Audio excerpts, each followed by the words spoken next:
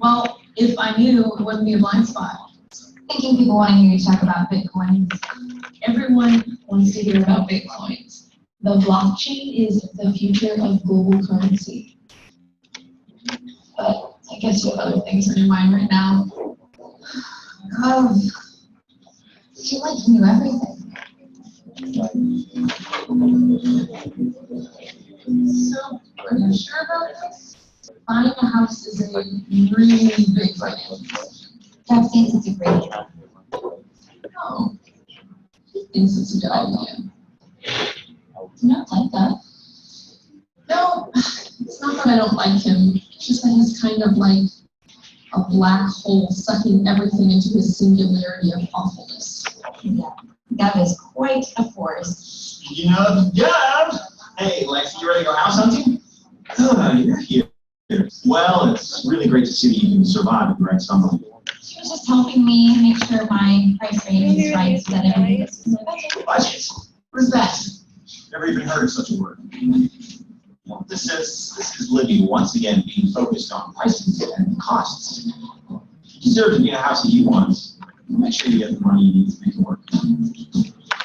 But that's how we got that housing bubble. See, it's not a question of deserve. The finances have to be there too. Now, if you look at this, you can see the history of... Wow, that was great. Oh, I accidentally deleted your app. Go ahead. Now I deleted it. Let's go get you a house. It's your right. Here we are. Doesn't it just have the cutest curb appeal? I love it. It's all wetlands. Gonna have to have this bulldozed. I think that's just clear. That's the easier side. Well, on to the next one. It's ridiculous. I think financially I can make this one work. I'll have to make a few sacrifices. Only buy off-brand cola, steal my neighbor's Wi-Fi. But yeah, I can do it. Perfect. This is what it's going to cost to bring up to code. And now I can't. I'm going to call my bulldoze guy. He works really quick. Hello? Hey. How can you tell this place is built on an Indian burial ground? Native American. This is the house. It's a dump. It's perfect! The outlets are the proper distance apart. It's got the mandated GFCIs. It's got LEDs and everything. And you gotta see a proper return on these materials. It still seems expensive for what it is. But I guess this is the best I can maybe afford. Let's get you a loan. I love loans. The best part of home ownership. And I'll get you that paperwork when you, Alexis, your loan has been denied. What? Why? Well, you can't expect to be approved for a $225,000 loan when you're already hundreds of thousands in debt. That's not true. Maybe I wrote my social security number down wrong. Sometimes my 4s, my 9s. Well, my denials never look like approvals. it's a question of social security number. I might be able to scrounge some more up. How did I get in all this debt? Can you help me? With what? Don't you have savings? No. I thought you had some high-paying job. No, I don't have a job. I mean, I never really had a job. You're always throwing money around. Oh, I'm massively in debt. Massively. Except that it's actually other people's debt, so it's complicated. You ran up all this debt on me. Did you not know about this? I'm bankrupt. You bankrupted me. Do you just need a moment alone? Look, however bad bankruptcy is, no matter how bleak this looks right now, I just need you to keep one thing in mind. You still have to pay back your student loans, because those don't go away. Oh, no, you haven't paid those back yet? Oh, that's not even close.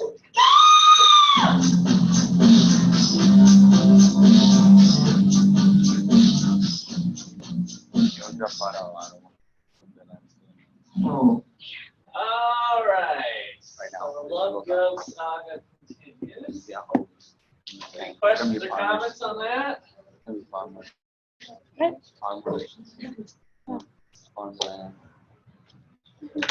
All right, so we are in, we got a good start on chapter 11, where we're at for this module. And we'll probably come close to wrapping up chapter 11 today.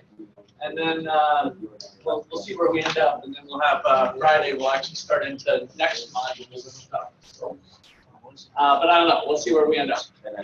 So any questions? Make sure to put your gizmos away. Final text button, thumbs thing there. Okay, good. All right.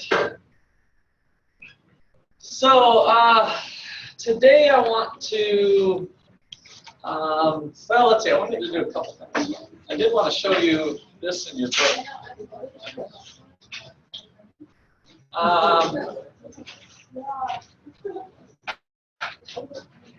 So we did quite a few graphs and equations and stuff yesterday, and I wanted to show you in your book some of the stuff we're going to do today. There's some pretty pictures, probably prettier than I draw, since they had the time to do it, of what we did last time, kind of explaining the relationship between the averages, average fixed, marginal cost, and kind of getting some of those pictures in mind. And then some of the equations we did. So to get reinforcement on some of the issues we did in class, you're going to see the same type of thing in the chapter.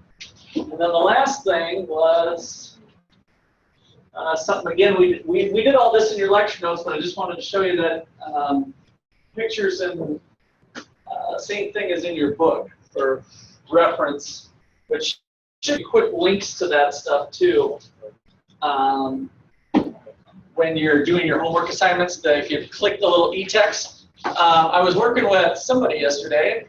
Actually, that was with my money and banking class, but you guys have all seen the little question help tab that gives kind of a drop-down stuff that'll put you right on the e-text and all that. So just make sure we've got that we know all the tools at our disposal. So today we're going to start in on the physical stuff that I mentioned last time. So on our island, our goal is to try to maximize society's overall happiness some way, which is kind of a loaded question. But we're trying to solve some problems, trying to satisfy unlimited wants with limited resources was our basic definition in economics.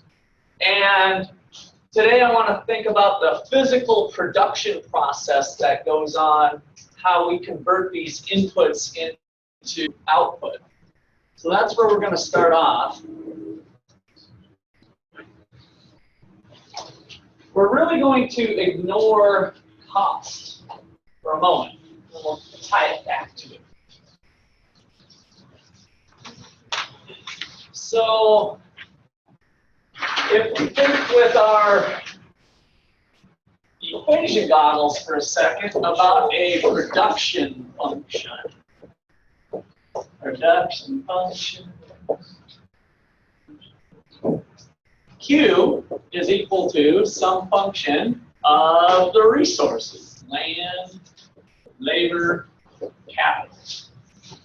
Kind of throw entrepreneurship in there, but that might be kind of a fancy one. So this is a generic way, we don't use it very often in this class, but it's kind of a generic way to think about maybe some sort of mathematical equation that lies behind these important variables. And so this is simply output, or maybe it's a hamburger, right? So we got a hamburger. The amount of hamburgers we can make is a function is kind of equal to, so this is like a function, it's a little f here, a function of what? It's a function of the inputs used, which is our basic land, labor, capital.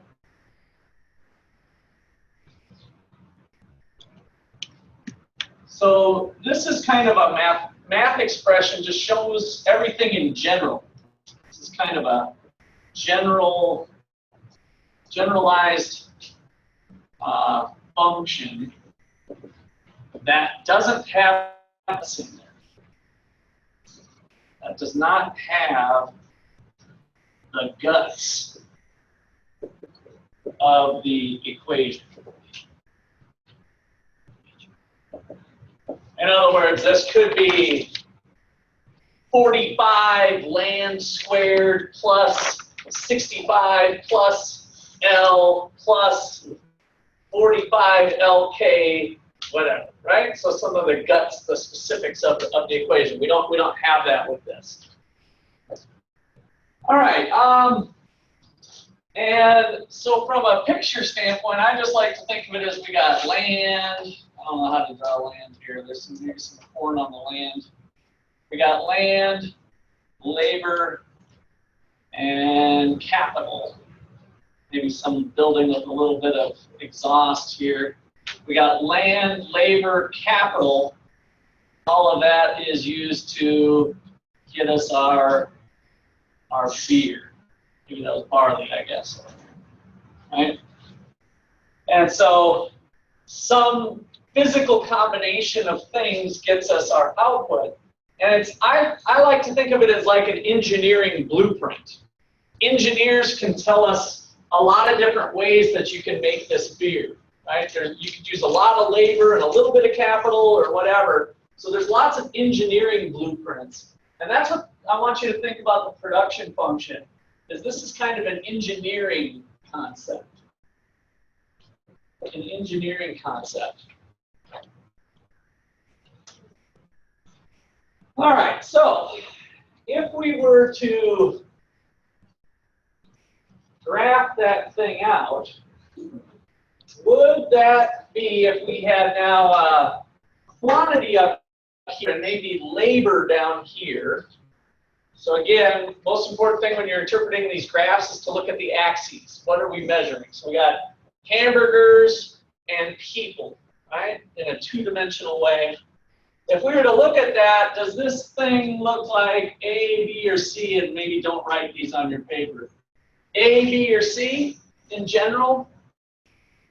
Which functional form does it take on? A, B, or C? A, right? More labor gets us more hamburgers. More labor gets us more hamburgers. So is that a positive or negative relationship or inverse relationship? Positive or negative relationship between the input labor and the output quantity? Positive, right? So upward sloping, positive relationship. And would that relationship tend to look like this, this, or this? All of these forms show a positive relationship between labor and output. Would you expect it to look like A, B, or C? A? I see some heads shaking. So B, what does B show for the production technology? From an engineering standpoint, what does B show? A constant, steady relationship, right? The rise over the run would be the same. So add 2 people, get 4 hamburgers. Add 2 people, get 4 hamburgers. Add 2 people, get 4 hamburgers, right? So it's like this constant relationship going on. That's what B would show. A is showing add 2 people, get 4 hamburgers. Add 2 more people, get 6 hamburgers. Add 2 more people, get 8 hamburgers, right? So it's increasing at an increasing rate. C is increasing at a decreasing rate. Add 2 people, get 4 hamburgers. Add 2 more people, get 3 more hamburgers. Add 2 more people, only get 2 more hamburgers, right? So hamburgers is going up, but at a diminishing rate. All right, so how many people say A? How many people say B? A lot of hands. How many people say C? Some more hands. All right. So I think you're probably right. In fact, even though nobody's raised their hand on A, but I heard somebody say A. A is right too. They're actually all right. They're all possibilities. This one, though, dominates. This one dominates in general. But the way the real function would probably look like, the most generalized way of looking at it, is that we would probably go up, flatten out, and then go like that. That's the most generalized form. And so you see down here, this is kind of the A region, right? So over very low units of input, it's possible that we have increasing returns. And then at some point, it kind of flattens out, or there's this inflection point where it just kind of switches from going up, up, up, to down, down, down. That's kind of our B point. And it's possible that that B point could be extended for a while or something. And then finally, we get into the C range. So we're really thinking about the potential for all of these, kind of the A, B, and then finally the C. And that's what I mean by the C range dominates, because that's where we eventually get to. We eventually get to that. All right, so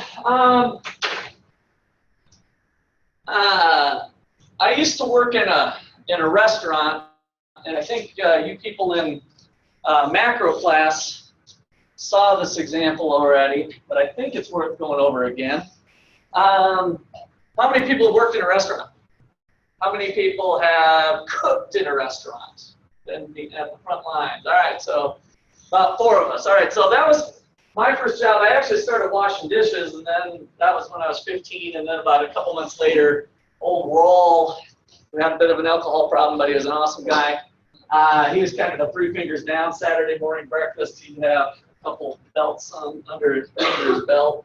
But good old Rawl and I started working the line, and so this one kind of has some personal meaning for me. So imagine that I've got this table is my grill. All right, this is my grill top, and I'm in the business of making hamburgers.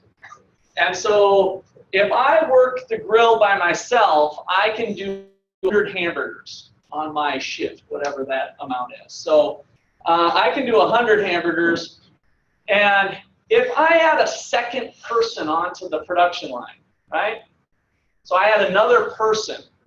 Could me and that additional person do 200 hamburgers, less than 200 hamburgers, or more than 200 hamburgers? What does it depend on? Okay, let's say that we're equally skilled, but definitely a good comment. So we're going to keep our skills equal. Yes? We don't have any more grill space, so what was your answer? I didn't quite hear it. Wouldn't be able to increase. So you're thinking less than 200. Okay? Anybody else? Yeah. Okay, so less than 200. Yes. So something diminishing. Right. So there's an increase, but not more than 200. So you don't think there's any way that we could do like 220 hamburgers? We're not worried about the orders because we're just thinking about production. Good question, but that kind of is kind of like bringing supply and demand, and we're just kind of thinking about supply only or production. Yes? Well, we don't know the time that you spend not on the grill. Okay. If you were just making them by yourself, and most of you make about 100, yeah. in that amount of time, that's most of you will make. But if there's time that you were not on the grill doing something else, you guys could do it. Okay, I think you're touching on the right thing. What could we possibly do with 2 of us that would be impossible for me to do alone? Think about that. I think you're kind of touching on the right thing. I don't know if that's where you're taking your answer. Isn't there a possibility of Well, we're not at all 3. I'm just trying to identify one person going to. You're talking about just Can I get it? Let me go to Colin over here. Yeah?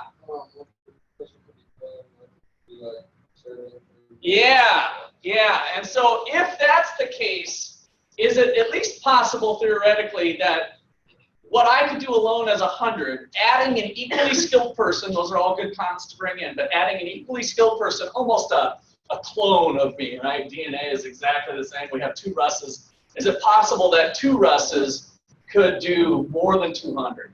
And with that concept, we could. What do we call that concept where I do the burgers, you do the buns? Specialization. And that brings us right back to, way back to Adam Smith, 1776, The Nature and Causes of a Wealth of Nations. The division of labor so that people can specialize in what they're good at could lead to increasing returns to production. And so is That A, B, or C part. That's the A part. And see, it is possible then to add people and get more production. All right, now, stay with me. So let's just say they could go up to 220. I add a third person. Is it possible that we're still in the A range? That with 3 people, we could go, I said 220, so we go up to, so double would be 440. So what could we go up to 460 or 480, like more than double, with 3 people? Is that possible? Yeah, it's possible. Now, all patting the burgers, you do the grill, I'll do the buns, so there's further specialization. What about 4 people? 5, 6, 7. What's happening now eventually? What are we doing? Tripping over each other, right? And then we start saying, hey, what are you doing Saturday night? Oh, I'm going up. Okay. In other words, how many times can we divide labor and continue to reap those gains? You know, is it possible? What's our one constraint? The grill space. That's right. So that's the other part I wanted to make sure we highlight, is that as long as one other resource is fixed, then we're guaranteed, this is one of the principles of economics, what this class is called, as long as one of the resources is constrained, namely in this example, the grill top, then C is inevitable. There's no way we can continue on the path to A or B when we have one resource constraint, because we can bring it to idiotic levels. Well, 100 workers, 101, 100, you know what I mean? We keep going. We're eventually always going to get to C when there's at least one resource fit. Okay, so that is one of the top principles in economics called the law of diminishing marginal. Now we had another one of these. I'm going to pause there for a second. What was it last week? The law of diminishing marginal utility, right? Now just to kind of, before we jump into this one, what did that mean? What did the law of diminishing marginal utility mean? Good. How much you're getting from the next item, and what do you mean by getting what? Getting happiness or satisfaction, or the fancy word we used in the econ class was to describe those 2 things, happiness and satisfaction, utility. Right? So all 3 of those things are kind of the same. So the law of diminishing marginal utility was the idea that each additional sip of your favorite beverage doesn't taste as good as the last one, eventually, after you keep sipping it. The benefits that you get eventually decline. Each additional Oreo cookie, you eat 1 Oreo. It's awesome. 2 Oreos, still pretty good. 3, 4, 5, I'm eventually hitting the toilet, right? So the law of diminishing marginal utility, that Oreo starts to taste like a piece of soap if you continue to eat only the Oreo, right? Law of diminishing marginal utility had this shape of the C also, and so now we're applying it to production, the law of diminishing marginal product. Marginal product, and so you can use this also, another word we use is the law of diminishing returns, but this textbook, for the most part, uses the marginal product, but also the law of diminishing returns. All right, and here it is. So here's the definition. As you add more and more of a variable resource, as you add more and more of a variable resource, i.e. like labor from our example, as you add more and more of a variable resource to at least one fixed resource, as you add more and more of a variable resource to at least one fixed resource, i.e. the grill, which is our piece of capital in my example, as you add more and more of a variable resource to at least one fixed resource, the amount of additional product, which in our case was the hamburgers, the amount of additional product from each additional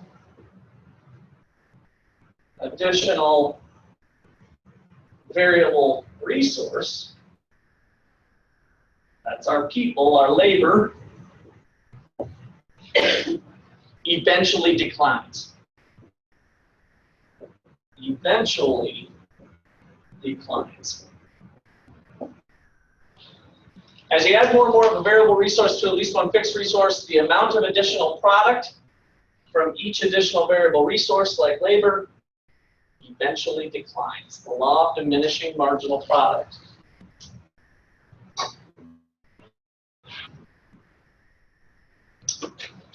Similar to what we did for marginal utility, once we get into the C range, as I labeled it here, we can see that if this was the 100 workers, 100 workers were able to crank out 1,200 units.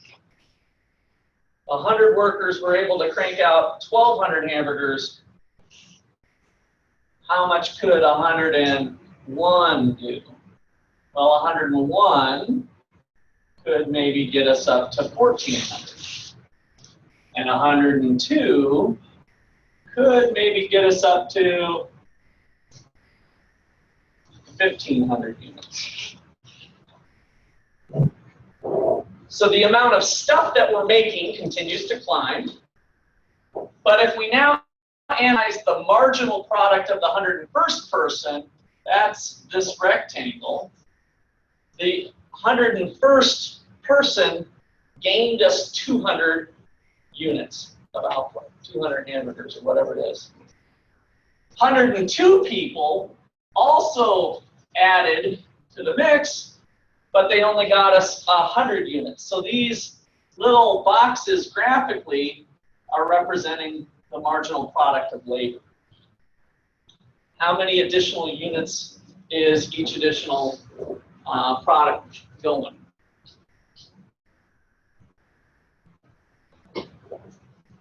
All right, so that's cool. Glad to know that you've got your fingers well manicured. Got a little self manicure there. That's awesome. All righty. So, questions about the law of diminishing marginal product?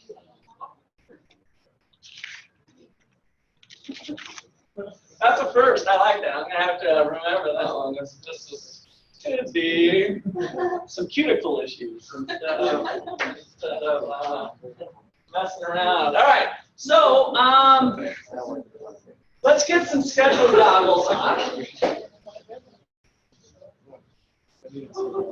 Oh, maybe before I do the schedule goggles, let me give you the formulas.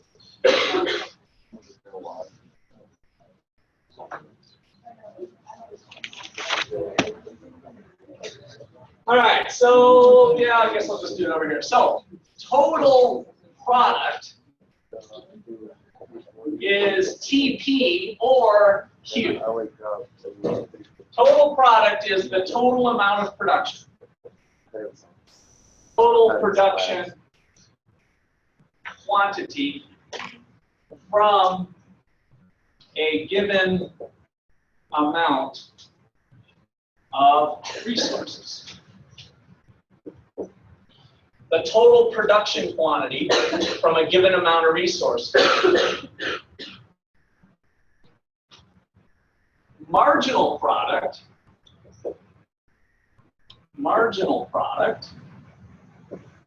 which is MP, or you can kind of think about it as the change in product. Well, that's going to be the definition. Let me just do that. So marginal product is the additional product.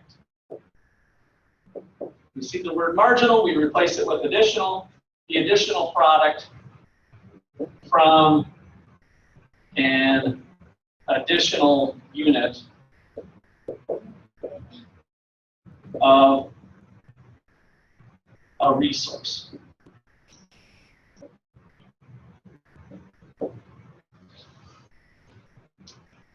So note, this applies to all resources. The marginal product of capital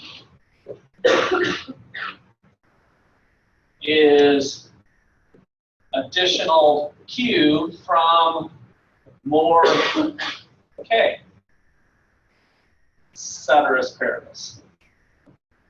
What's ceteris paribus mean again? All things equal. So all I'm going to do is add more K and see what we get. In other words, I'm not going to add more labor. Similarly, we'll focus a lot on the marginal product of labor, MPL, which is the additional quantity from more labor, ceteris paribus, which was the one I just gave you. We're going to hold the grill top fixed and add more people. Similarly, if I have 4 people, we kind of did this with that example with opportunity costs on Monday, I could think about adding another grill, right? So if I have currently 6 people to work the shift because business is growing, my choice might be to buy another grill. If I buy another grill, how many more hamburgers can I crank out keeping 6 people working, right?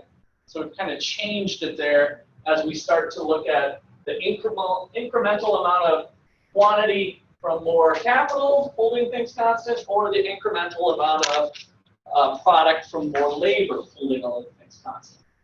All right, questions there? All right, equation goggles. So we're going to have 1, 2, 4, 5, 6, 7, 8, 9 columns. So give yourself enough room. 9 columns of data. Here we go. Labor. We've got 0, 1, 2, 3, 4, 5 people. So 5 laborers potential.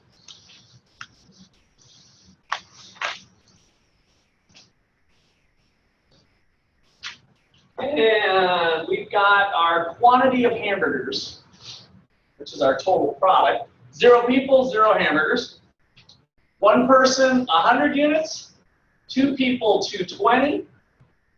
3 people, 320.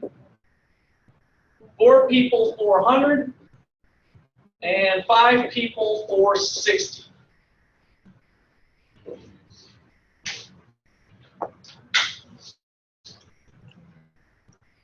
And then marginal product, which I didn't actually define for you here.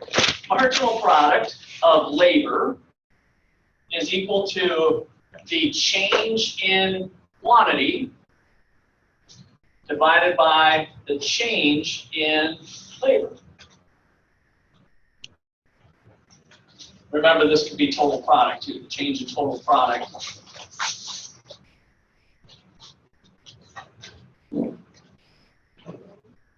The change in total product divided by the change in labor looks awfully close to marginal cost, right?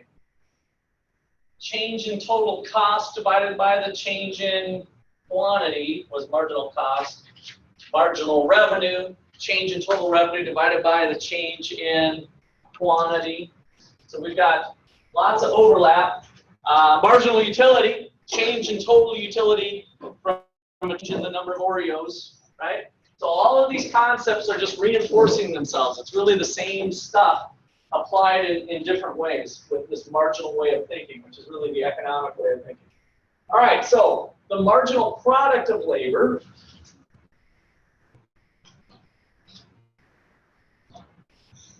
is what? What is the marginal product of the first person?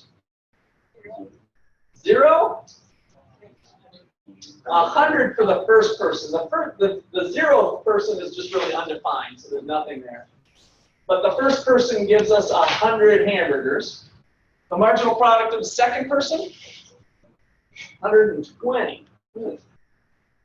Marginal product of the third person, 100.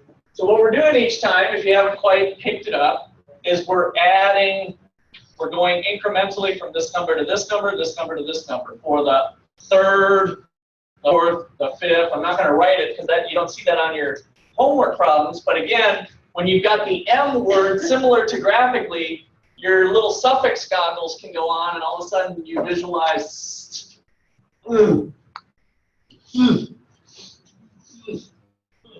Oh, right, fourth, third. Oh, this is an er.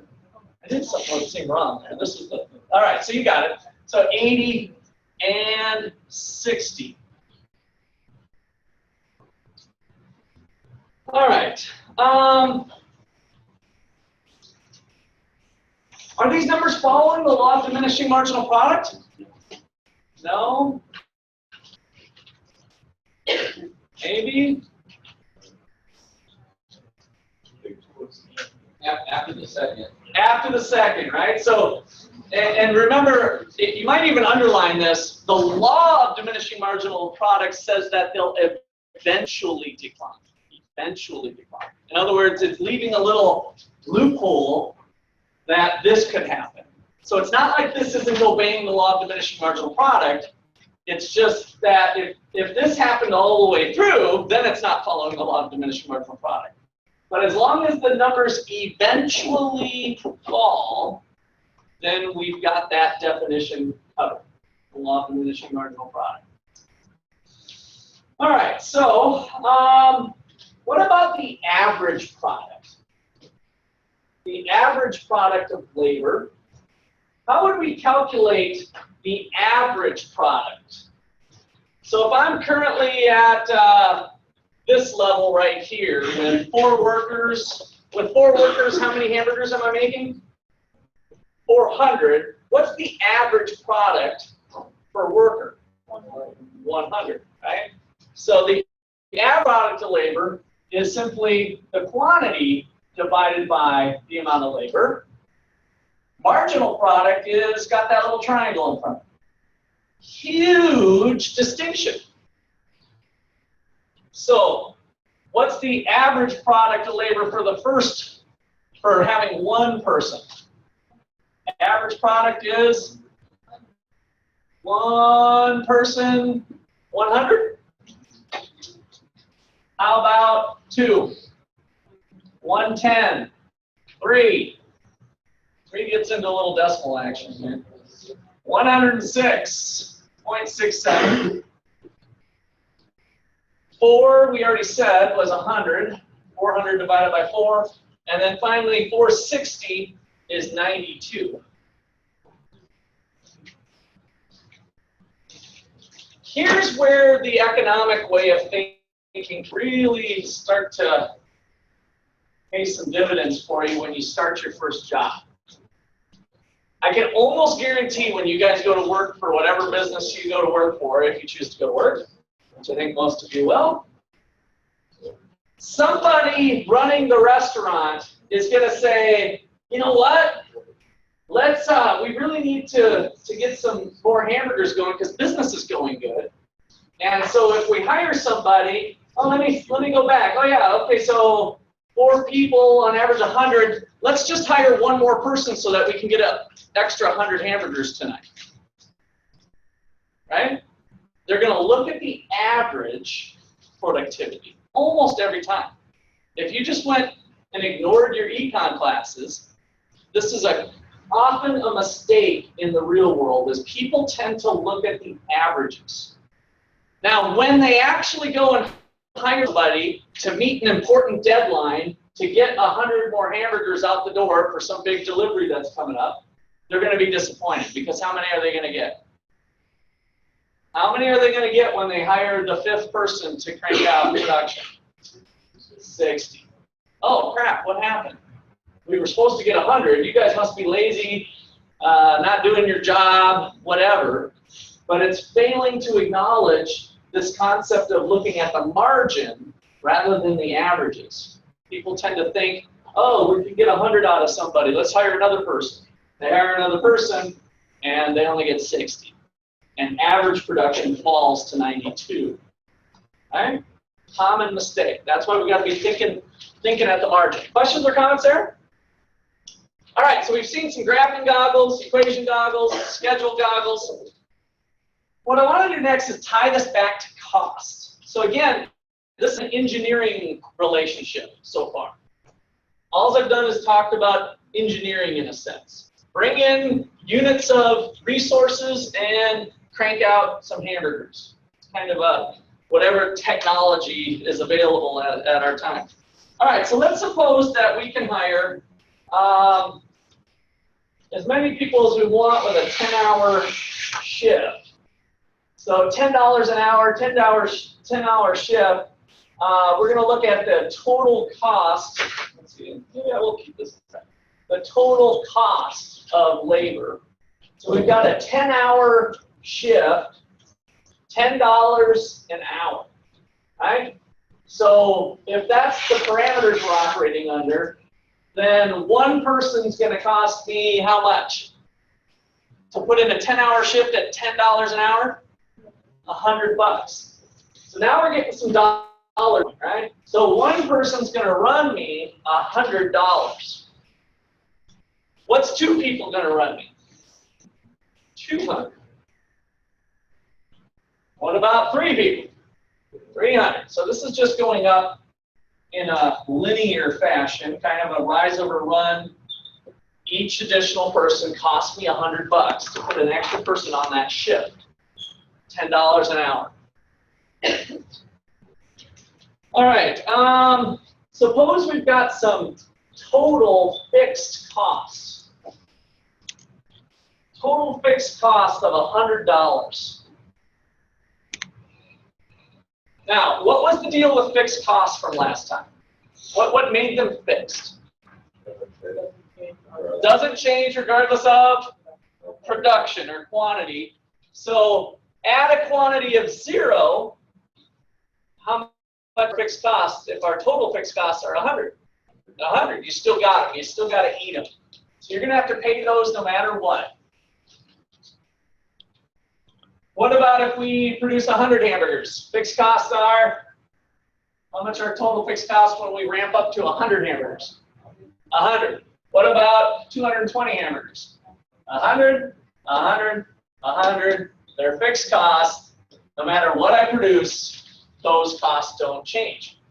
So this is usually, if you want to highlight something when you're staring at one of your homework problems or the test problems, filling in this blank is usually a key, like to solving the rest of one of these schedules. Like you'll see some of those problems where there's empty places. You got to know this part. This is usually kind of the key one that students overlook or don't remember or recall. All right, so total fixed costs. So let's just say that all of our costs, just to keep things simple, are embodied in the labor for variable costs, total fixed costs. So now we have our total cost.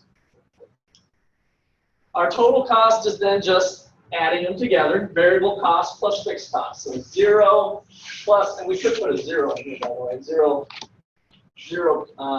people hired means 0 variable cost. That's not undefined, is what I mean. 0 plus 100 equals 100. 100 plus 100 equals 200. All right, we're just adding these together. 300. They're just going to go up by 100 each time.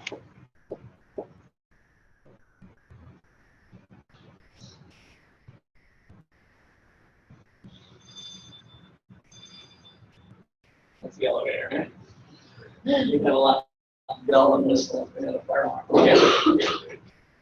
So, change in total cost. How does total cost change as we ramp up production? Right?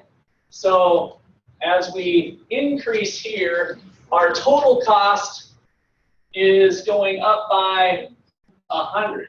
Right? So again, looking at the changes. Now, what do you notice each time here as we look at the change in total cost? They're going up by a constant 100 each time because, and what's driving that? No, not the fixed costs. The fixed costs aren't changing. So what's driving the change to go up by 100 each time? It's the variable, it's the people, right? We've got $10 an hour, 10-hour shift. So each time I add somebody, that's where the 100 is coming from. That's what's right, my change in total cost to look like that. All right, so I wanted to lay it all out this way because I even was confused early on about really identifying why does the marginal cost curve go up when in general, if I'm running a restaurant, my costs are fixed. In other words, I can hire as many people as I want at $10 an hour. I can buy more hamburger at $4 a pound, whether I buy 100 pounds or whether I buy 10 pounds, right? So if you start thinking about the variable cost, in many cases, those costs go up in a fixed way, but yet the marginal cost curve, I claimed last time, was J-shaped and upward sloping, remember? We had this kind of law of increased cost. But here, I think, is a reasonable set of numbers that kind of says, well, what's going on? Why do we get marginal cost going up, but yet the change in total cost is 100, 100, 100, which if we graph that, that change would be flat, right? At 100 here, it would just go whoop, all the way across. Or if we did $10 an hour, or whatever's driving it. So the key is to look at the full definition for marginal cost. And what is it? What is marginal cost? Marginal cost is what? Look it up in your notes, find it, learn it, love it, live it. What is the formula for marginal cost?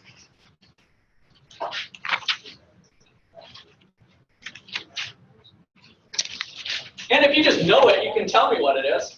The change in total cost divided by the change. Okay, I heard up here, so change in total cost divided by the change in quantity. It's the additional cost associated with an additional hamburger. So let's do it here. Let's calculate the marginal cost from adding this one person. What is the marginal cost? So the marginal cost is equal to the 100 divided by, how many units did we add? How many units did we add? 100, right? So my marginal product was 100. So one person made 100 hamburgers, which means this was one and the same. They added 100 hamburgers to my outfit here.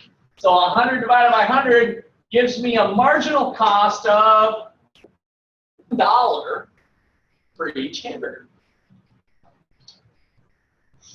Now, what is the marginal cost associated with hiring 2 people now?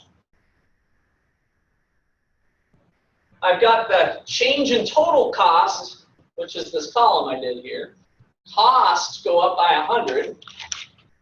But what is the appropriate quantity to divide by? 120. With that extra person, I made 120 more hamburgers. I incrementally added 120 hamburgers. And so that ends up being 84 cents.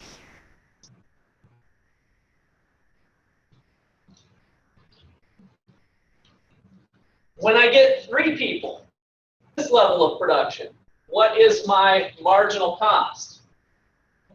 Back to, not my marginal cost isn't 100, what's my marginal cost? $1, we're back to $1. 100 is the change in total cost. And now the change in quantity went from 220 to 320, which was another 100 units. So my change was 100, I'm back to $1. 4 people, 400 hamburgers. Marginal cost of each additional hamburger when we ramped up production this time. $1.25. So we've got 80 hamburgers were added. So we got 100 divided by my 80 hamburgers gives me the $1.25. And then finally, this last bump, I gained 60 hamburgers. I gained 60. My cost went up by 100, but I gained 60, which means each additional hamburger cost me $1.67.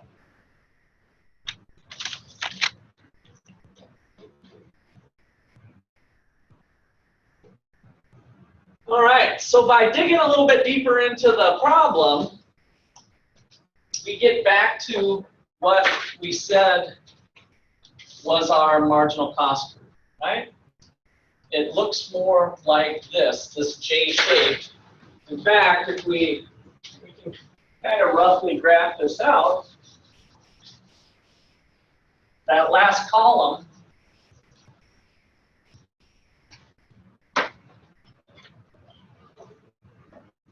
if we go, let's see, 100, 2, 3, 4, 5.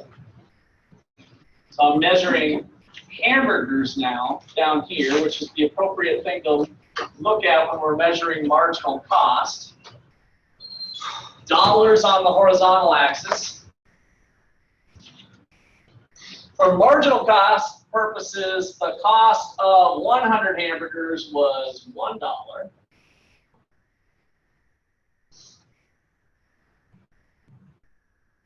Then we went to 220, right? So our total production was 220. So we're going to go a little bit over here, somewhere between your 200 and 300 mark. At 220, the cost of the 220th hamburger, if you will, was 84 cents.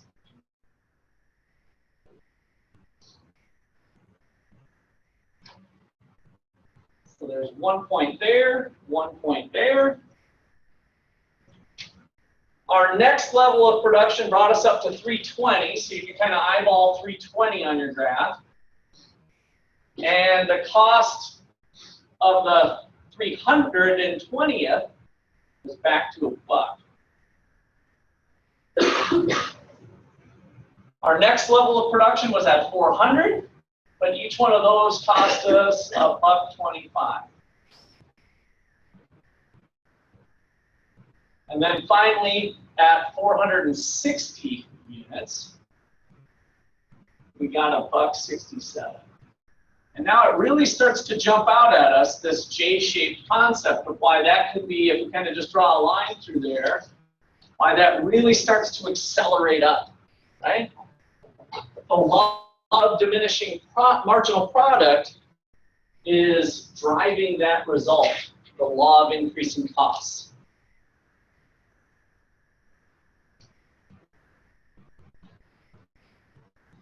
I'll let you catch up a little bit. Why don't you get that down? I think it's good to see this part of it.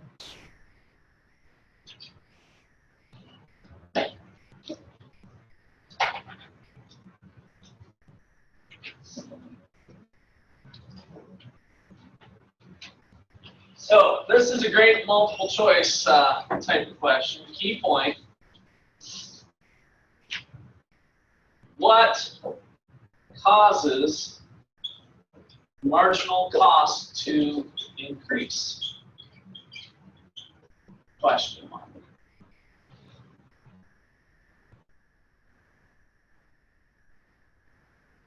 What causes marginal cost to be upward sloping would be another way that this would be worded potentially.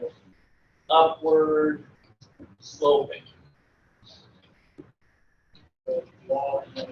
The decrease in marginal product or the law of diminishing marginal product, right? So however you phrase it, the answer to that is the law of diminishing marginal product. And we kind of clearly see it here that that's what gives us that result. Even if costs per person are fixed, $10 an hour, $10 an hour, I can hire as many people as I want. Burger, $4 a pound, $4 a pound. A bag of buns, $4.69, $4.69, $4.69. If we think about all these costs are incrementally the same, ultimately what gives us this upward sloping marginal cost curve is the law of diminishing marginal product.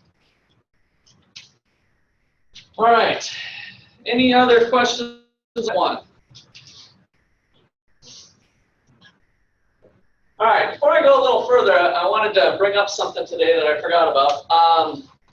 Well, somebody mentioned it afterwards. We have our first midterm in class coming up. When is that? A week from today. So a week from today is your first in-class midterm, which is short answer type problems. And this is where lecture notes really pay off, because I really draw those questions from class notes. So what we do in class is probably your #1 study tool for those in-class problems. So if you haven't been taking good notes, then you might want to get with your friend and get a copy. Or you've got access to the recordings, you can go back and refresh yourself on some of that, or if you missed some classes. Okay, can you use your notes on the midterm? Answer, no. But I will allow one formula sheet, and it's equations only. Hopefully you guys know what equation goggles means. That means acronym equals some acronym, plus, minus, division, whatever. So formulas only, not full-blown notes. So you can have one formula sheet for it. So you can kind of write that down in your notes and bring that, and then you'll turn that in, your formula sheet. If you come with something that's loaded with notes, you're not going to be able to use it for the test. So I'll come around and check people's formula sheet. It has to be handwritten as well. Handwritten formula sheet. Yes? Any type of study guide for you? What's that? Any type of study guide? Any type of study guide? No. But there's a study session. I shouldn't say any type of study guide. I guess it's kind of a study guide. It's really practice questions. So, similar for those of you who had macro with me, same type of deal. I'm going to give you a practice test that has questions that will be very similar to some of the questions on the test. And so if you work those questions diligently, then I think you should probably be okay. We'll get that on Monday. And then there'll be a study session with Joe. He'll hold a study session. I haven't talked to him yet, either Monday night or Tuesday night, which is an optional thing, by the way. The study session is optional. You can also set up, as usual, private times if you wanted to ask some questions with the tutor as well. And I don't go over the practice test at all. You're completely on your own, other than clarifying, what does this question mean, or whatever, something like that. But I don't actually go over it with you myself. So kind of think of it as a head start on your test. Think of it as a head start on your test. Is the way I suggest you think about it. Question back? So that practice test, is that like a take-home thing, or is that just in class? No, the practice test will be take-home. I'll email it out to you. Yeah, so you'll get the practice test will be emailed out, and then you can print it out and print out multiple copies, do it multiple times, whatever you want to do. All right, any other questions? All right. Hunzi, I'll talk to you later about that, okay? And maybe stay after class if you can. All right.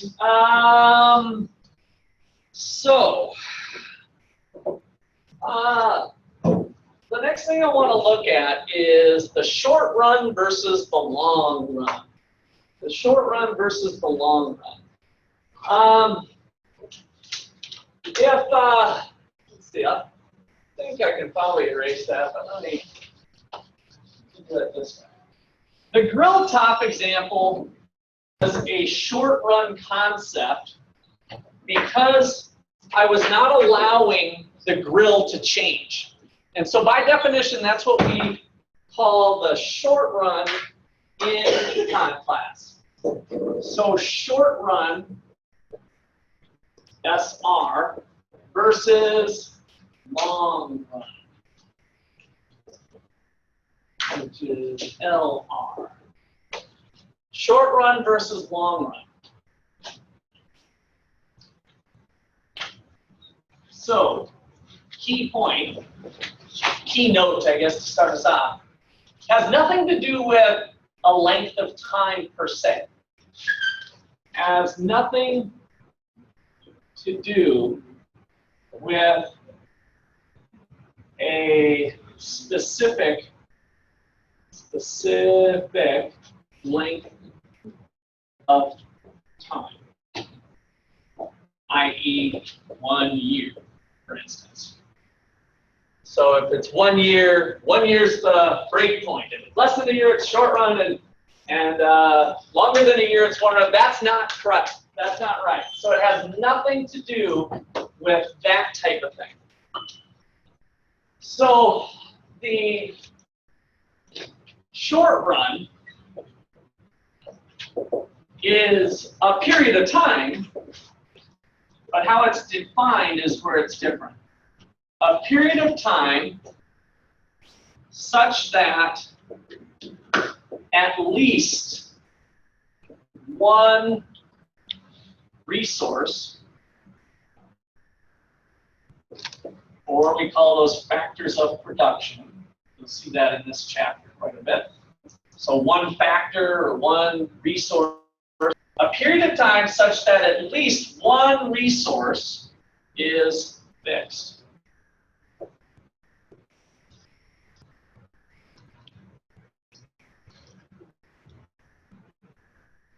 The long run is a period of time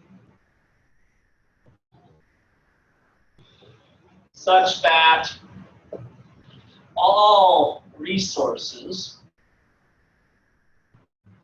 can be varied / changed. So it's a little bit weird at first to think about this distinction. So let's bring into our minds the thought of a business. Like, suppose you're running a photography business out of your home. Okay, so there's quite a few at-home photography businesses doing senior pictures for high school and whatever, wedding events, that sort of thing. So imagine running a photography business, and you have people come to your home. You kind of have your own little studio set up in the basement or something. How long is the short run for you? How long of a period of time is the short run? What do you think? So imagine running a photography business out of your home. You do studio type sessions and whatever. How long is the short run for you with that type of business? What do you think? What's that? One customer. I want to think about a period of time. So from our definition, it says a period of time such that at least one resource is fixed. So okay, now we go here. So tell me what goes on in our photography business, in our studio at home.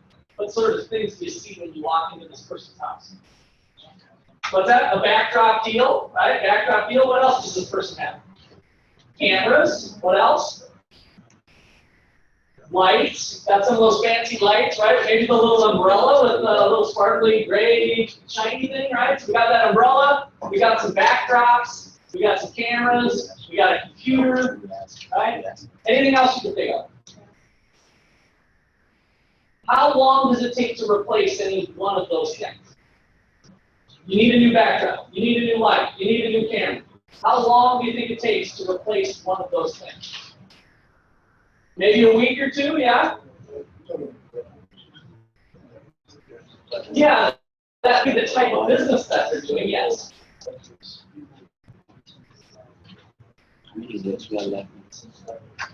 Outside, yeah, but also I'm trying to identify for the short run is what sort of resources, what sort of factors of production are used for that business.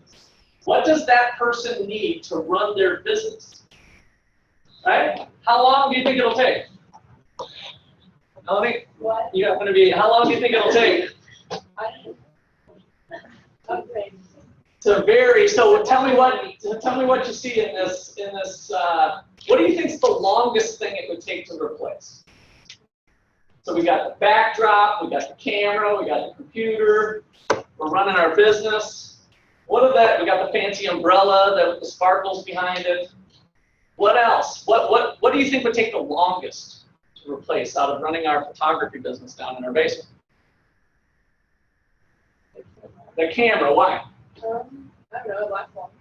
Lasts a long time, but does that mean that I'm not worried about the longevity of the camera. I'm worried about how long it takes to get to my house. When I say, hey, I need a camera, I pick up my here, I can use a real phone. Hey, I need a camera. Or, hey, I need a camera. How long does that sucker take to get to my house? Couple days? Now, what would cause it to be longer potentially? It's a special camera, right? So it's possible that if you're doing high-end photography, it's a really specialized camera. Maybe it's a fancier camera that does special things or something, right? Maybe that camera doesn't take 2 days, that camera takes 6 months? In today's world, are you sure? If you're running a photography business, like is there a lots of couple people doing this business? Yeah. Yes, right? One community, even here in Ottawa, we look up the yellow pages and we can find probably 5 people that do high school photos, right? So multiply that times a zillion. And my point is that there's lots of people using, I'm not that specialized. Because now if you're into the 6 month window, you're probably in a custom build environment, right? Like, I want this camera, I got a new idea, but it's got to do this, and they're like, oh crap, that thing doesn't even exist. But that sounds really cool. I'm going to try to make it. Right? I'm going to custom build this sucker for you. Now you're in the 6 month window, right? So I didn't. In general, I don't think you're right, but it's possible that you're right, right? And that's why this is very specific. There is no one answer for that particular business. Each small business owner might have a different set of circumstances being able to get that stuff. So in today's world, the photography business might be as little as 1 week up to a month, maybe 4 weeks max, right? You can't imagine Amazon being out of stock of some fancy camera, but maybe if it's fancy enough, there is a little bit of delay. Maybe it's 1 month. So the short run is 1 month. The long run is 4 weeks to a month. Basically, any time past that, right? Any time past that period. So on a timeline, if we look at today, sorry, I'm writing kind of small. I can get rid of that. I can get rid of that anyway, but let me just write this out. So on a timeline, if we think about today, the short run and the long run butt up to each other.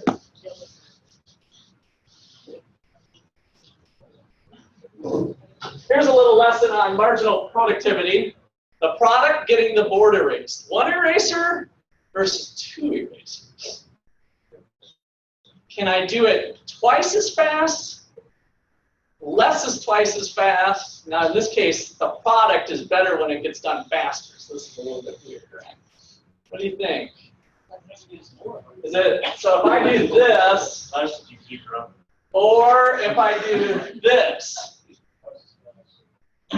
more than twice as fast, less than twice as fast? It's an interesting thought. I'm pretty sure it's faster. I guess we could test it. Okay, let's do it. I've never done that before. All right, let's see. Da-da-da, da-da-da, da-da-da, da-da-da. All right, who's got a stopwatch? I'm going to do this as fast as I can. I got to erase all of these. All right. Who's got it? Can I use my phone? Yeah, you can use your phone. You ready? Okay, you say go. I won't look at you. You say go. Okay.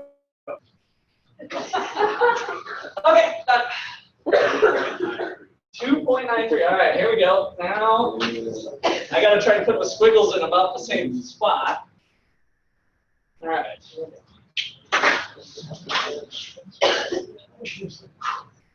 Go. Yeah! See? Now, do you get what I'm saying? This is why I love teaching this class. I always come up with. I've been doing this for 20 years, and I come up with little ideas. But if the technology was 2 units of erasers, had a linear relationship between output, then I should have been able to do it. What? So let's see. We have 2. What was the first one? 2.93. All right. And it was 1.8. Woo! So we can look at the marginal product of the second eraser, right? That's what's kind of cool here. The marginal product of the second eraser is this difference in seconds, right? One eraser has a marginal product, and then we'd have to go 3, but I would have trouble with that. But that is the marginal product of the second eraser. All right, okay. Don't know why we got on this tangent exactly, but it seemed related to this. All right, so I was trying to draw a timeline. Today.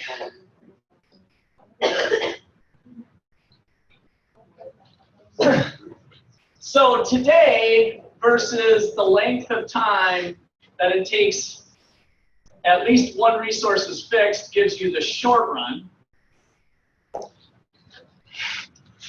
So greater than or equal to one resource is fixed. But as soon as that amount of time is done, you're in what economists call the long run. So all things could vary. Whether you're here, here, here, here, here, we kind of think about it that way. All right, so what if we do John Deere? What does John Deere make? Tractors. So now we're in the tractor business instead of the photography business. We manufacture tractors. What is the short run for the tractor business? We manufacture tractors. How much?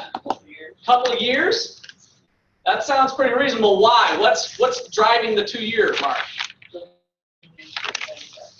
Okay, the machines used to manufacture the parts are probably, get back to Kylo's comment, pretty specialized, right? And so that might be some specific things. What else would be true in the John Deere tractor example? Possibly the machines. What else would cause a long, that would be hard to adjust, if you will?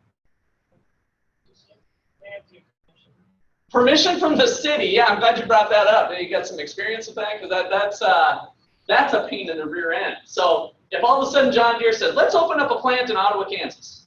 Boom, right? Well, one of the early steps is starting to seek out land. We're going to need a 20-acre site, let's say, for our facility. Then I got to go to the city.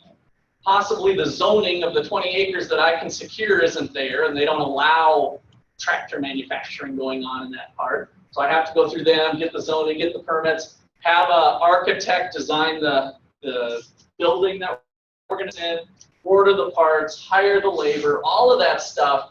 Any one of those things, whatever takes the longest, would represent the 2-year mark. So that I can see that being 2 to 3 years possibly for John Deere, the long run for John Deere. All right, so example number 1, John Deere tractor. Probably 2 to 3 years for the long run. We'll just put kind of a question mark. We've got the building, specialized equipment. Takes a long time. A long time to start a new plant. Manufacturing plant is what they call it, right? A new plant.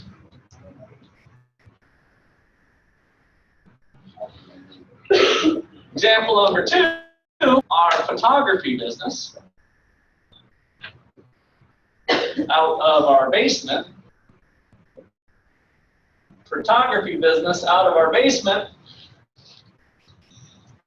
We might be looking at 1 to 4 weeks.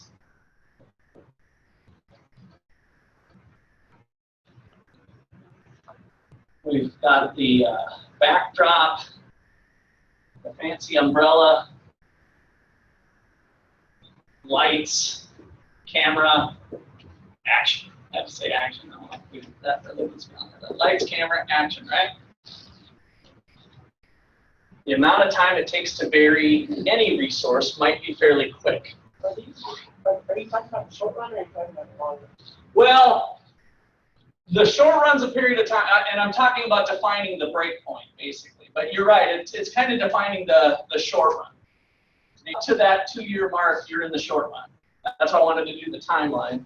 So up to that 2-year mark, you're in a short run situation. After that, anything goes.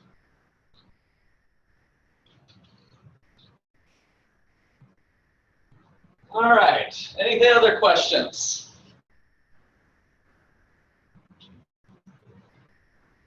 All right,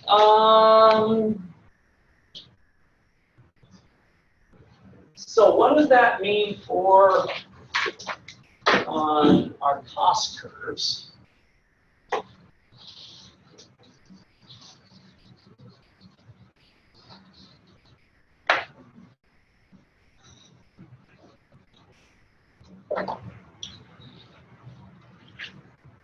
So let's look at some graphs. Graph of average cost.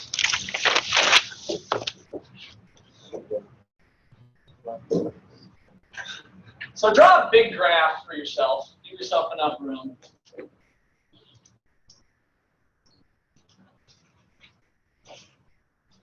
And then I want you to draw an average total cost curve on there. What did those look like in general? The average total cost curve.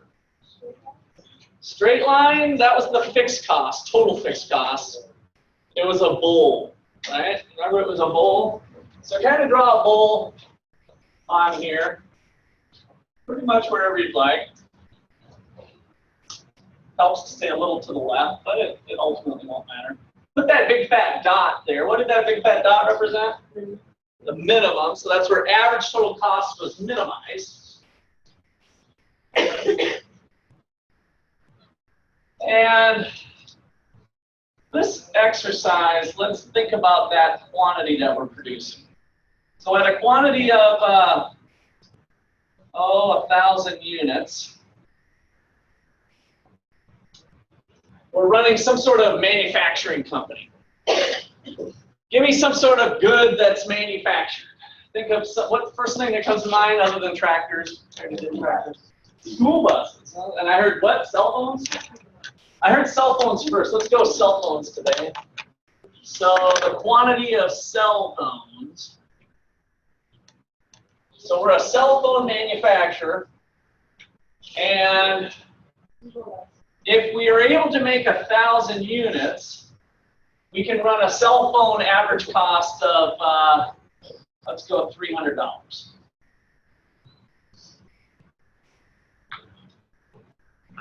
Now, we were kind of a startup business. Does anybody have a 1+1 phone, by chance? 1+1, have you heard of it? It runs off Android, but it was a company in China that decided it was an engineer. They used to work for Apple, I think. I can't remember that for sure. But they thought they could make a phone for half the price of what Apple was doing, and it would be better. And so they made this 1+1, and it is, if you line them up side by side, better or equal to the iPhone in every single way. And it ran about $350, I think, brand new. And they had this kind of weird waiting list thing. But anyway, so they're kind of a startup company. And so to try to compete, they put out a really high quality product, but they didn't market it. That's why none of us Americans really know about it. My son did a little research and found it on Google and started checking it out. And it turned out, after my son had researched it, I found out our former colleague, Aruna Rao, had one. She was from India, because they're a little more popular in China and India. But they hadn't made their way to the States as much. You do need to use the removable chip, so it has to be like T-Mobile or AT&T or those sorts. All right, so when that company started this business, they started a brand new place that was, let's say, 10,000 square feet, right? So this total cost curve was reflecting a 10,000 square foot facility to manufacture the phones. All right, now, lucky for them, the phone business continued to grow. They've grown into quite a big company now. And so as they started to grow, did they add on right away when they first made their sales of 1,200 get my new blue. Lifetime blue. So at 1,200 units, did they immediately expand their facility? No, right? They just kind of did what our grill top was. They used their machines longer. Maybe they were open longer hours or something. So at 1,200 units, the average cost per phone went up on them to $320.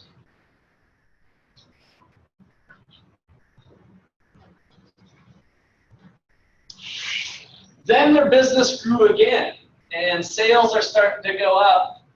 Sometimes they go down, sometimes they go up. But if they've been consistently in this 1,500 range, maybe this jumped up to 340, but it could be a little higher. I'm on a curve there, so that's probably not totally fair. Whatever. Eventually, what's the decision that they think they should make? Bigger facility, right? So this had our grill top and our hamburger problem, right? The size of our current facility wasn't ever really designed to do 1,500 units. We were hopeful that we'd get there someday, but we weren't there. And maybe when we started, we actually weren't at this point. Maybe we were back here thinking that hopefully our business will grow and we'll be good with the 10,000 square foot facility. So as long as my business waffled back and forth on average being 1,000 units, sometimes down, sometimes up, on average, I was being pretty efficient with that size building. But now if I'm waffling around this level here, it might make sense to increase the size of the building.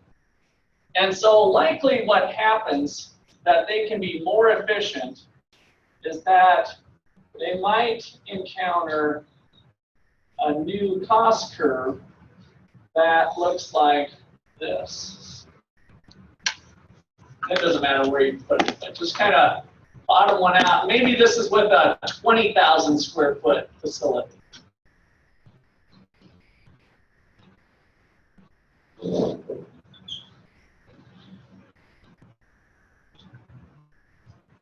So with 1,500 units in a 20,000 square foot facility, their average cost falls down to $280.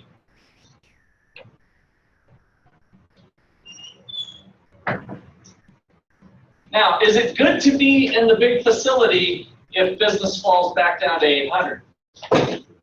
No, we're stuck with the big building and not excess capacity. I have higher costs at 800 units, and so the big building is going to cost me $340. And then in hindsight, I'm like, oh crap, I'd rather be in the smaller building. And so if you've got a different type of business where you're able to switch building sizes pretty easily, it might not be a big deal. But if you're a manufacturing firm, you're probably biting the bullet on that. So this is a big decision to keep adding on size.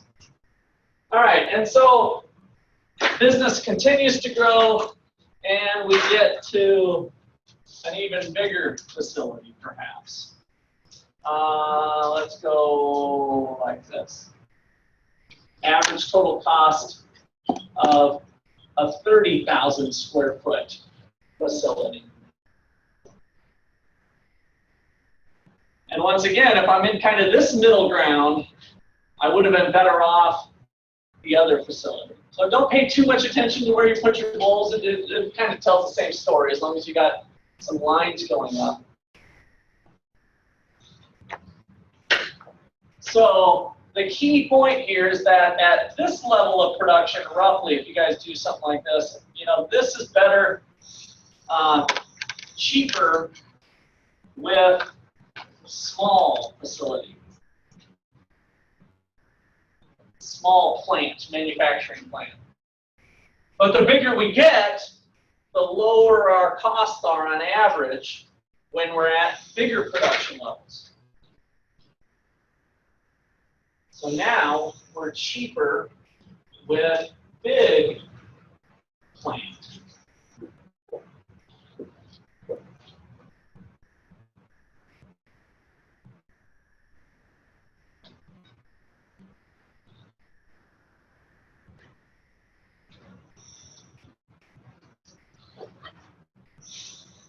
Is this a short run average total cost curve or a long run average total cost curve? Short run, why? That's correct. Your initial startup, what's fixed? So whenever we hear short run, the facility's fixed at 10,000 square feet. So this is a short run cost curve. This is a short run cost curve. This is a short run cost curve. The long run cost curve is right here.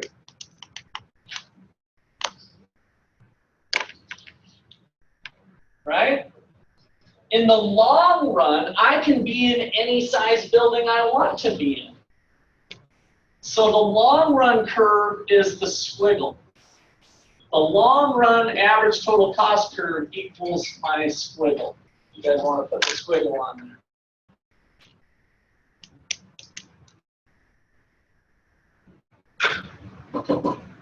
What I suggest you don't add to your paper is what I'm about to do next. Go ahead and get your squiggles on there.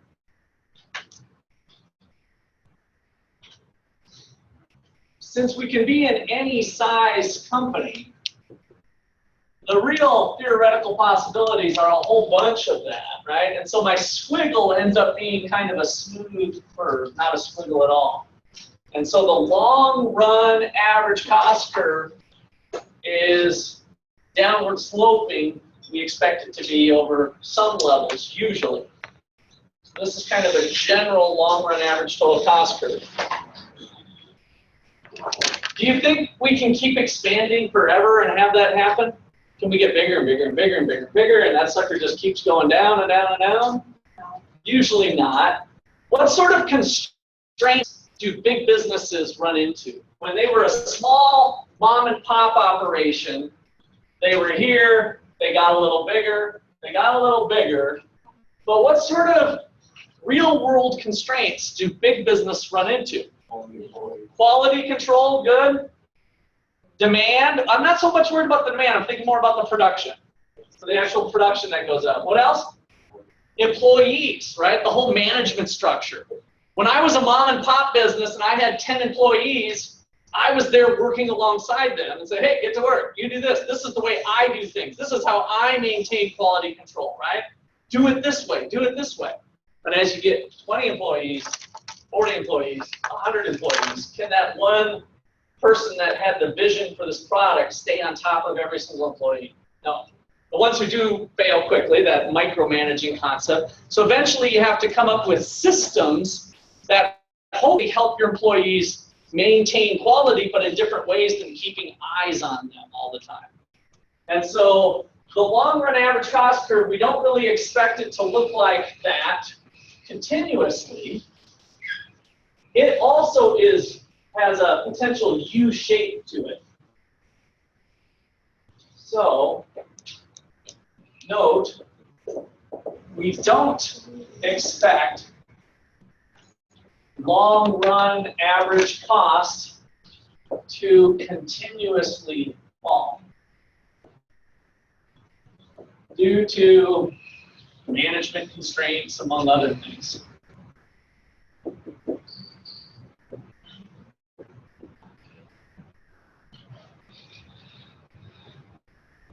But that's usually the leading thing.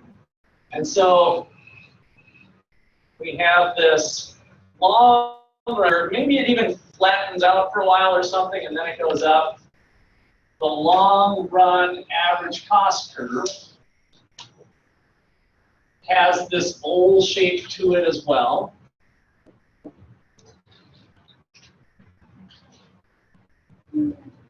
This has a special name where the thing I illustrated here, which does happen for most companies. You scale up production and your costs fall. That's called economies of scale. So this region here, where as we increase the scale of production, the quantity, right? This is the scale of production, long run costs fall. So this is economies of scale.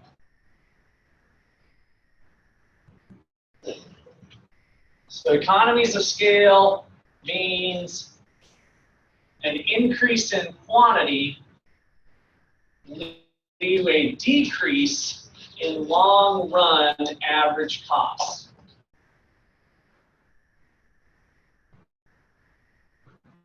Economies of scale exist when you increase the scale of your business, the quantity, and it leads to a decrease in long-run average costs.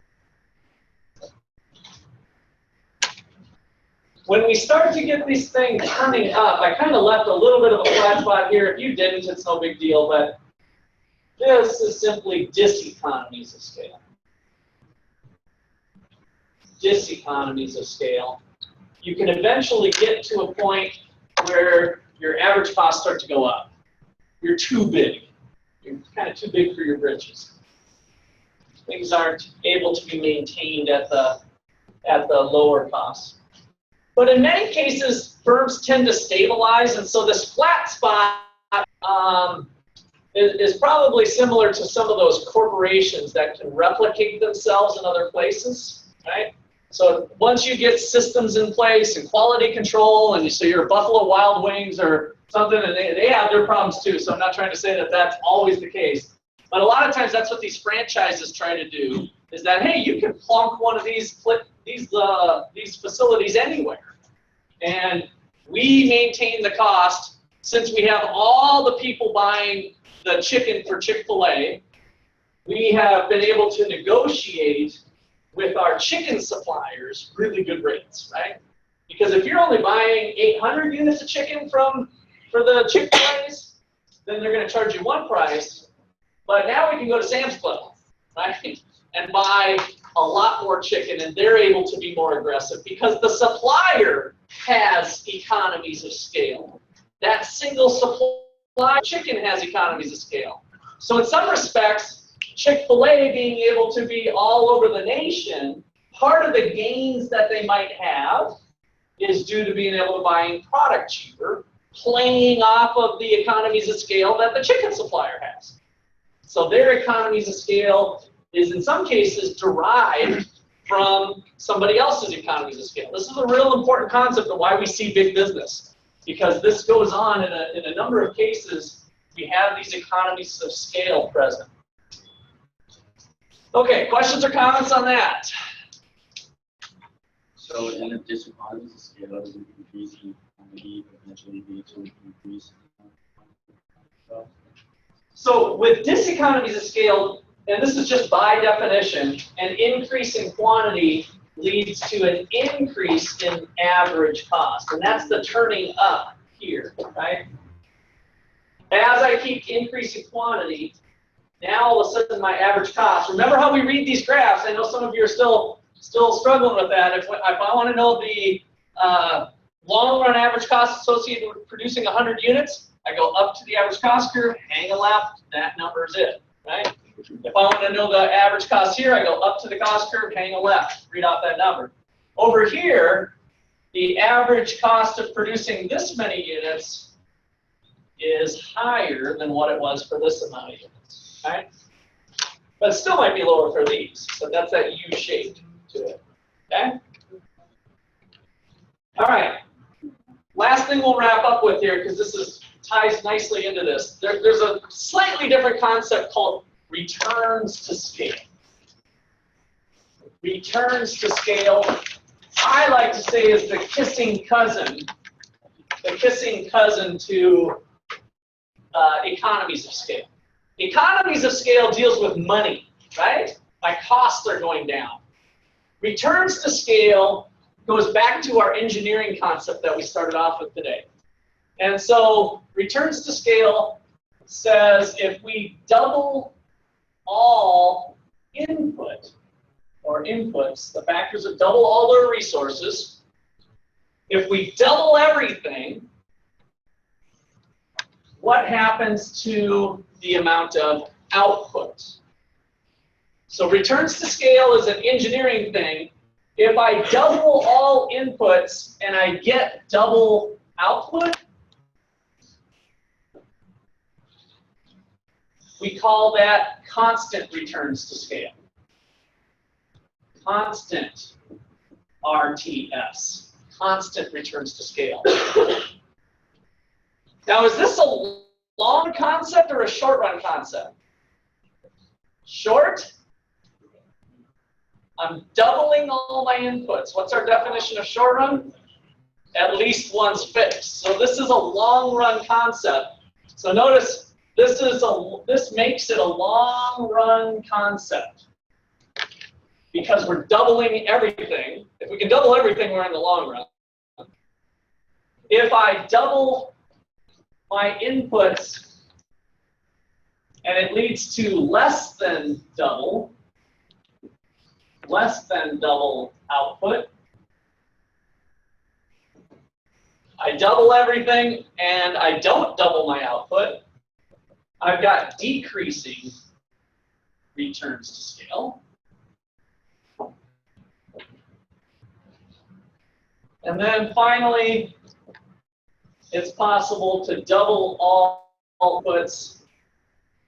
Maybe there's some management sharing or something, and that leads to more than double. Very similar to what we were exploring with my adding a unit of labor and the hamburgers that I get. The difference being that we're doubling everything, so it's a long run concept. My hamburger example was a short run concept because I had the fixed grill, right? So I double all inputs, I get more than double output. That is called increasing returns to scale. You can see we weren't too fancy with our definitions. They kind of tell themselves here. Double input, double output, constant returns to scale. Double inputs, less than double output, decreasing, increasing. None of that is dollar related though. The dollars are kind of related here. I'm probably experiencing increasing returns to scale. If I double my inputs, I likely double my costs. But double cost is leading to less than that on the average because I'm getting more output. I'm doubling my cost, but I'm more than doubling my output, right? So that's what's driving this result likely. So that's what I mean, they're kissing cousins, but they're not the same thing. Economies of scale, we have a decrease in cost. Returns to scale is this doubling input-output business, a physical relationship between the inputs and outputs. All right, we will call it a day there.